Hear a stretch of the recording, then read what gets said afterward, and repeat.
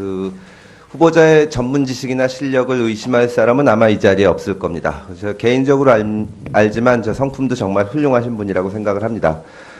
다만 그동안 그 헌법재판소의 가장 중요한 임무가 국민의 기본권 보호라는 면에서 볼 때 그동안 행적에 대해서 좀 질문을 드리지 않을 수가 없고, 오늘 이 자리에서 국민들 앞에 그런 점에 대해서 분명히 말씀을 보여주셔야 할 것이라고 생각을 합니다. 네. 질문을 좀 드리겠습니다. 네. 그 세월호 인양되는 거를 보셨습니까? 1073일 만에 인양이 됐는데요. 네, 신문과 방송으로 봤습니다. 이번에 헌재에서 세월호 참사 관련해서 그 박근혜 전 대통령의 탄핵 사유가 안 된다고 판단을 했는데 거기에 대해서 후보자의 생각은 어떻습니까? 네, 저는 이등 헌재 결정을 존중합니다. 제가 거기서 봤을 때는 무능력이라든지 업무 성실의무 수행 네, 의무는 성실의무 수행은 탄핵 사유가 안 된다는 것이죠, 네, 일반은. 예, 예. 좋습니다. 그럼 이 7시간과 관련해서 그 세월호 유족들을 비롯해서 여러 사람들이 굉장히 오랫동안 그 참사가 있었을 때 대통령이 뭐를 했는지 의문을 제기를 했습니다. 네. 그런데 굉장히 오랫동안 우리 정부의 고위직을 담당하신 분들은 그 국가적 참사의 순간에 대통령이 무엇을 했는지 묻는 국민들의 목소리에 대해서 네. 이것은 사생활이다. 그러므로 알려고 해서는 안 된다. 괜한 트집 잡기다. 이런 얘기를 했습니다. 네. 구체적으로 보면 청와대 비서실장 그 김기춘 전 비서실장은 또 그 박근혜 전 대통령의 변호인인 유영하 변호사는 여성으로서 보호받아야 할 사생활이라는 얘기를 했습니다. 이런 발언에 동의하십니까? 동의하지 않습니다.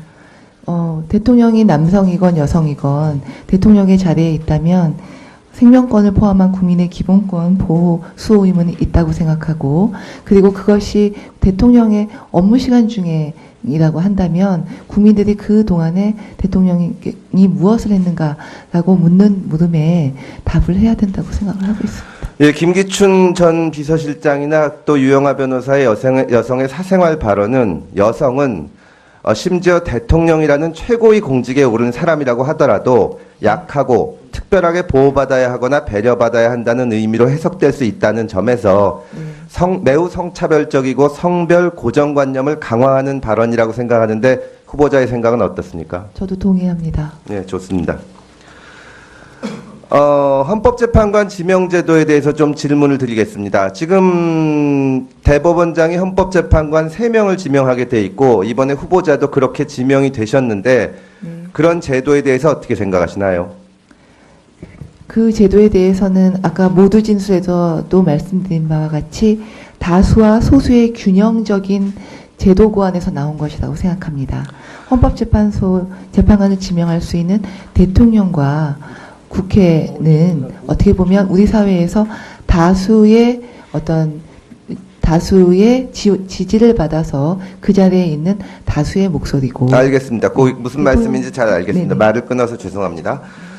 그런데 기존의 헌법재판소에서 나온 견해를 보면 박한철 전 헌법재판소장은 국민에 의해 선출되지 않는 대법원장이 재판관 임명에 관여하는 것으로서 민주적 정당성이 떨어져서 바람직하지 않다. 이런 말을 했고요. 또 헌법재판소에서 나온 헌법재판제도에 대한 개선 의견을 보면 대통령제 정부 형태를 반영하여 민주적 정당성을 가진 대통령 3인과 국회 6인의 합성행위로 헌법재판소를 구성하는 것이 민주주의적인 관점에서 바람직하다고 했는데 그럼 후보자께서는 이러한 견해에 찬성하지는 않으시네요. 예, 왜냐하면 말씀하신 바와 같이 제도를 바꾸면 민주적 정당성은 매우 철저하게 보장이 될 수 있겠습니다만 다수결의 원리에서 소외되어 있는 소수자 보호를 위해서 그래야 된다는 말씀은 알겠습니다. 균형추도성은 필요하지 않나. 그런 점은 저도 충분히 알겠는데요. 다만 이것이 대법원장이 지명을 하다 보니까 후보자 본인도 그렇지만 너무나 동질적인 사람들이 헌법재판관으로 임명이 돼서 우리 사회의 다양한 가치관을 반영하지 못하고 또 그렇기 때문에 소수자의 의견이 반영되지 못한다는 지적이 있습니다.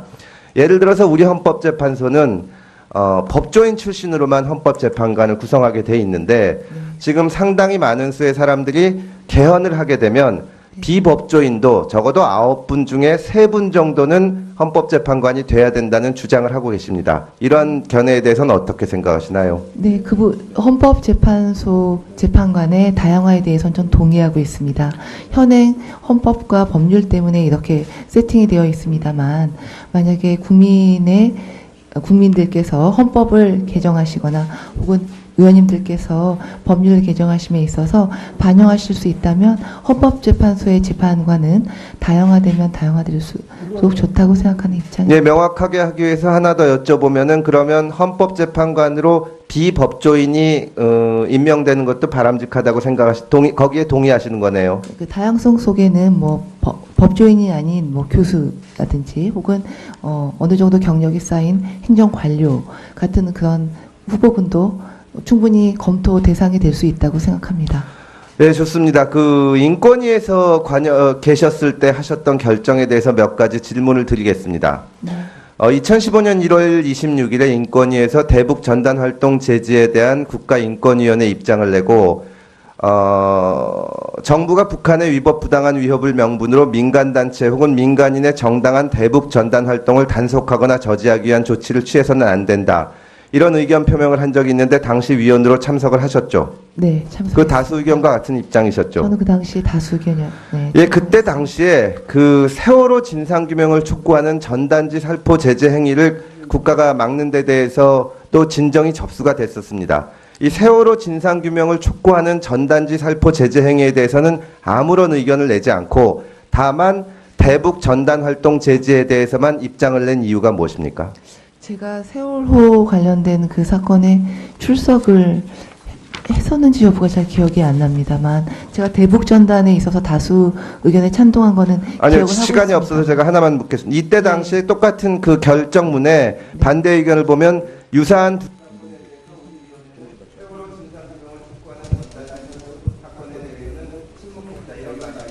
그거는 네 모릅니다. 그건 소수 의견을 쓰셨던 위원님들께서 언급하신 건데 저는 세월호 관련된 것에 대해서는 지금 의원에 참여했는지에 대한 기억이 없습니다.